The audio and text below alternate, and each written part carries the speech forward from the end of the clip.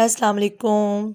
आज व्यूअर्स मैं आपको धनिया महफूज करने का बहुत ही सिंपल सा तरीका बताऊंगी। आसानी से मिनटों में आप इसको महफूज कर सकते हैं। तो व्यूअर्स आपने जस्ट इसको साफ़ करना है, ना तो आपने इसको धोना है और ना ही आपने इसको काटना है।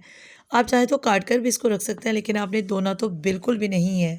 तो व्यूअर्स आप एयर टाइट डिब्बा ले लें जिसको आप अच्छे से कवर कर सकें। इसमें आप रफ़ पेज, अखबार का पेज या फिर इस तरह से टिश्यू पेपर रख सकते हैं। साइड्स व्यूअर्स अच्छे से कवर करें और धनिया जो है इसको इसमें ऐड कर दें अच्छी तरह से।